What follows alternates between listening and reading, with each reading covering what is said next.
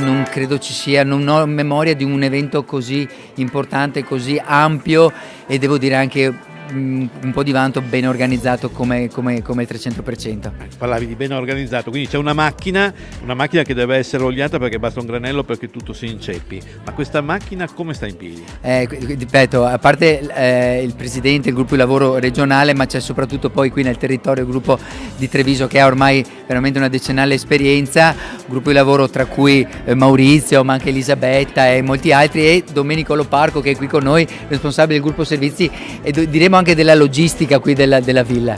Domenico, quali difficoltà hai incontrato nell'organizzare questa edizione, anche se tu hai già ormai una certa esperienza alle tue spalle, no? Sì, intanto buongiorno a tutti. L'organizzazione comporta tanti sacrifici, è complessa e mi sono supportato intanto di tutto il gruppo servizi di Treviso e ho dovuto purtroppo chiedere anche alle delegazioni limitrofe perché la manifestazione ha davvero un grosso spessore e ha bisogno dell'aiuto di tutti.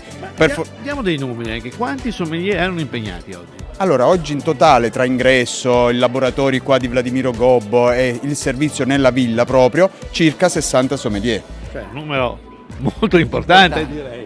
Certo, importante, stiamo parlando di 606 vini da catalogare, sistemare e andare a reperire nel meno possibile, altrimenti la gente si annoia, no?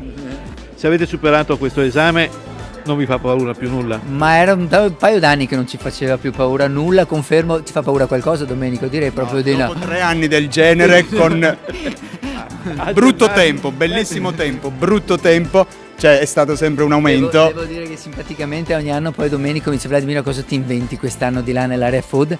E ogni anno ci superiamo e lui mi supporta completamente, quindi non abbiamo veramente paura di niente. Tra l'altro appunto quest'area food che cresce sempre di più di importanza va a ribadire anche il ruolo che per l'AIS di abbinamento. È fondamentale, gli appassionati AIS, come dicevo, non è solo vino, ma è l'abbinamento. Per fare l'abbinamento devi conoscere i prodotti e quindi i prodotti è valorizzare i prodotti di nicchia, ma del territorio, la diversità, e quindi ci dà veramente soddisfazione. E poi tutti questi numeri di laboratori, perché un prodotto non è nulla se non viene comunicato in maniera idonea, ed è lì che noi ci vogliamo distinguere, proprio nella comunicazione anche della enogastronomia.